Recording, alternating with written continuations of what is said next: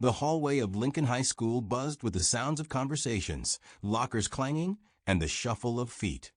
Lizzie Johnson walked down the narrow corridor, clutching her books to her chest, trying to remain unnoticed. She already knew that was impossible. "Hey, Lizzie," came a voice from behind. She tensed, but didn't turn around. Her heart began to race in her chest. She recognized the voice, Tommy Wilson, the school's king of football and chief bully. "Aren't you going to ignore me, or what?" Tommy caught up to her, stepping directly in front of her, blocking her way. His friends, two guys in sports jackets, grinned ominously, standing by his sides like predators. "I'm just late for class," Lizzie said quietly, trying to sidestep him. Tommy took a step forward and shoved her shoulder. Lizzie's books fell from her hands with a dull thud, scattering across the floor. "Oh, how clumsy!" Tommy sneered. His friends joined in with mocking laughter. Lizzie bent down to pick up the books, but Tommy stepped on one of them. She froze, staring at his sneaker pressing her literature book into the dirty floor. "Apologize," Tommy said with a cold smile. "Apologize for what?" Lizzie whispered, her voice trembling. "For being here at all." Tommy leaned in closer. His face was near her ear. "Don't you see? This isn't your place." Lizzie clenched her fists, trying to hold back tears. She knew if she showed weakness, Tommy would only push harder. "Nothing to say?" Tommy stepped back, picked up one of her books, and threw it violently against the wall.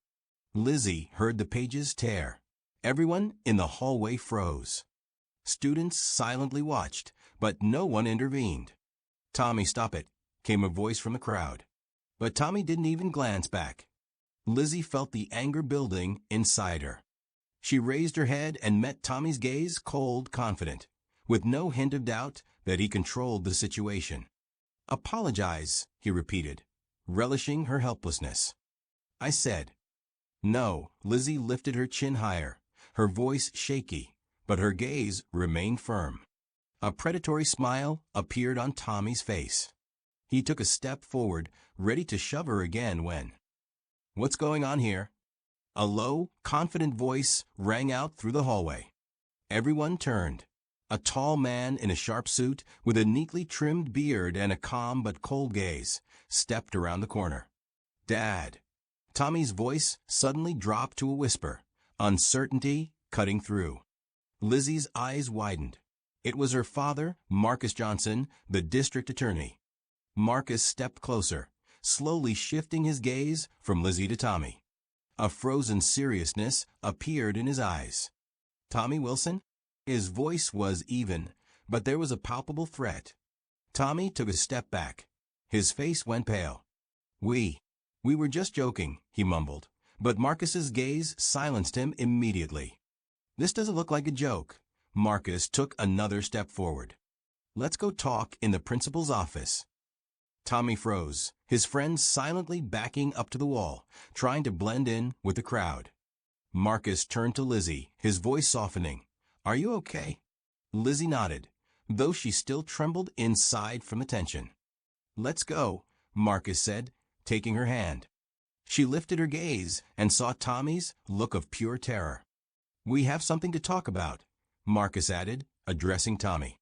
The hallway filled with whispers again. Tommy stood, rooted to the spot, as Lizzie and her father disappeared around the corner. But Lizzie knew this wasn't the end.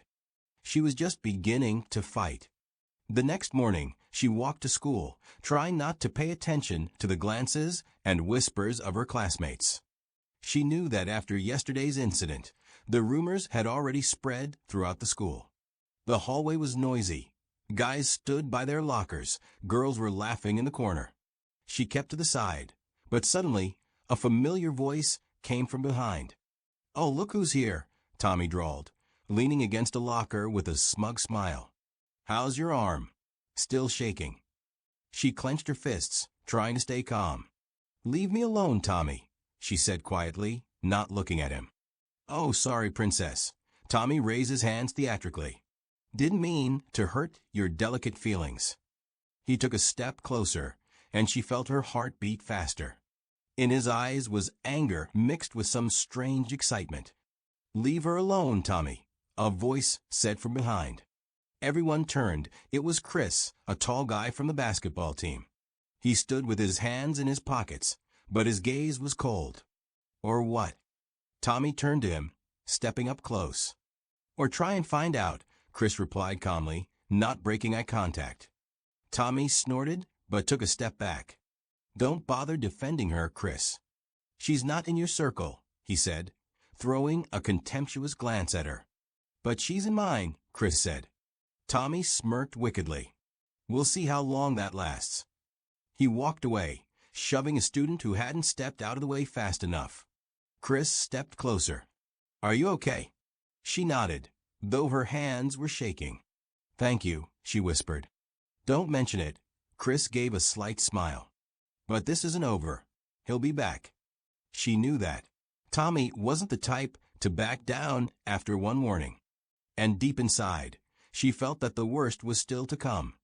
A few days later, the tension in school was building. Tommy kept ruining her mood. He ignored Chris's threats and continued making his dirty, sarcastic remarks, even when teachers were nearby. Alex felt her heart tighten with every word, every taunt. Tommy had become part of her daily suffering, and with each day, his aggression became more and more apparent. Today, he didn't just approach her. He did it in front of everyone, shamelessly. She was walking down the hallway when Tommy suddenly stopped her, pushing her back into the spotlight. "So how's your dad doing?" he shouted, loud and sarcastic, so everyone could hear. "And what's it like being the daughter of someone who probably doesn't even know where you go to school?" Everyone turned, and instantly several gazes were fixed on her. Tommy stood there, grinning ominously, his eyes gleaming with mockery. Alex felt her heart constrict, her mind racing to find a way out of this situation. At that moment, even her inner calm didn't help. Tommy wasn't giving her the chance to just walk away. "Don't mess with my family, Tommy," she said sharply, looking him in the eye. Everyone fell silent, and for a few seconds, the hallway was filled with an eerie stillness. Tommy smirked darkly, his gaze turning more menacing. "Do you think your don't mess with will stop me?" He stepped closer, his voice growing rough, almost aggressive. "Or maybe your dad will come and hit me for you?" Alex felt her blood boil. All these threats, all this pressure, she couldn't take it anymore. She had to respond, or this nightmare would never end. "I don't need him to stop you," she said, her voice firm. "And even if you don't get it, I won't let you break me." Tommy sneered, turning to his friends who were standing nearby.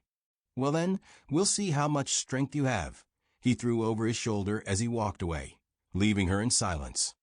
But before turning the corner, he threw one last remark that pierced her like a cold wind. "I'll be back, and when that happens, you'd better be ready." Alex stood still, her chest rising and falling with heavy breaths. Every word he said hurt, but she knew she couldn't afford to be afraid anymore. She stood like a rock in the middle of a school, realizing that if she wanted to stop him, she had to be ready to do something no one expected. And it wouldn't just be about words. Tommy still hadn't realized he had gone too far, and that Alex was no longer the same person she had been a few weeks ago. She was ready to fight not just for herself, but for her dignity, for her family. The next few days after that incident were quiet, but the tension in the air was almost physically palpable. Alex felt that her words had not left Tommy indifferent, and that pleased her. But she also knew that it wouldn't end there. He couldn't just back down like that. One day after school, when she was leaving, Tommy and his group were waiting for her by the exit. They were standing by the fence, and Tommy didn't seem surprised by her presence. "Oh, look, here's our little hero," he shot her a glance, smiling as if he had been waiting for her. "How's your dad? Still not getting any new orders for his latest scam?" Alex felt her blood start to boil. All his jokes, painful, merciless, unfair. She took a deep breath, gathered her thoughts, and looked straight into Tommy's eyes. "You have no right to talk about my family like that," she said firmly, her voice calm, but with an unmistakable edge of threat. Tommy furrowed his brow and stepped closer to her. "Oh, really? Maybe you want to ask me what it's like to be normal and have a normal family, without all those problems." His words hit like a punch, but Alex was ready. She stepped forward, keeping her gaze locked on his, and extended her hand, pointing at him. "You have no idea what it's like to be normal when all your thoughts and words are just about putting others down. You're a disgrace to everyone around you," she replied, her words striking like blows. "Yes, my family isn't perfect, but at least it isn't broken by hate like yours." Tommy froze, his face turning red with rage. He took a few steps back, retreating at first, but then moved closer again. He hadn't expected such a response from her. For him, this wasn't just a victory in a game of humiliation. It was a matter of pride. And he couldn't just give up. "You dare to talk like that? You have no idea who I am or what I can do." His voice was louder now, as if preparing to explode. Alex felt her heart pounding faster, but her hands remained steady. She knew she had to make him understand that it wasn't as easy as he thought. "I know exactly who you are, Tommy, and you're not the one who can scare me," she said calmly. "You can't scare me anymore, and I'm not afraid of your crap." The sound of her words stunned him. Tommy wasn't prepared for such a reaction. He was used to everyone giving in to his jokes, his humiliation. But she was different. Tommy took a few steps back and looked at his friends, who were standing behind him, but they were silent, not supporting him. They were confused, and that made his anger even stronger. "You'll regret taking me on," he hissed ominously, trying to appear confident. Alex stood silently, not taking her eyes off him. She knew that all Tommy had left to do was leave. And that's exactly what she had been waiting for. He had no place in her world anymore. He stared at her for a few more seconds before turning away and walking off with his group. But before he left, he shot her one last look, full of anger and disappointment. Alex stood there, and in that moment she realized her fight wasn't over. Tommy would probably come back, and she would have to defend her dignity again. But this time, when he tried to hurt her with his words, she didn't give him the satisfaction of winning. A few days later, school was quiet again. Tommy barely spoke to Alex, and yet she felt that something had changed in his behavior. He was no longer as aggressive, though he would still throw unpleasant looks her way from time to time. But Alex noticed that his friends no longer laughed when he tried to insult her. It seemed they no longer supported his game. This was significant to her. He was starting to lose influence over his circle. One day, after a few calm days, Tommy unexpectedly approached her. It was in the hallway, with only a few people around. There were no usual mocking sparks in his eyes, just cold anger that he was trying to hide. "Do you think I'm scared of you?" he asked quietly, but without the usual sarcasm. His words weren't as harsh, but there was still an underlying threat. Alex looked at him without fear. "You can't scare me anymore, Tommy," she said coldly. "I'm not afraid of you. You're just another person trying to put others down to feel important." But it didn't work on me. Tommy clenched his fists and stepped back slightly, his gaze softening as if he suddenly realized he had achieved nothing. He was still standing in front of her, but his confidence was slowly fading away. "You still won't get what you want," he said, trying to sound convincing. But there was no longer any of the old contempt in his voice. He was simply tired. Alex realized her words had had an effect.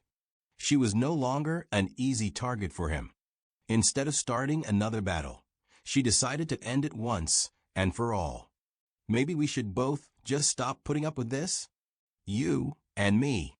And if you want to change things, start with yourself," she said. Tommy didn't respond. He just sighed quietly, and without saying anything else, walked away. Alex stood in the hallway, feeling his presence fade along with his departure. She didn't feel victorious, but she felt relief. He was no longer her problem. Meanwhile, life at school continued, and although Tommy no longer tried to mock her, Alex no longer became the target of bullying. She had withstood it, and now her confidence was much stronger than ever. She understood something important. True strength isn't about putting others down, but about staying true to yourself, even when it feels like the whole world is against you. And although the fight for her dignity wasn't over, Alex was now ready to face whatever life would bring her.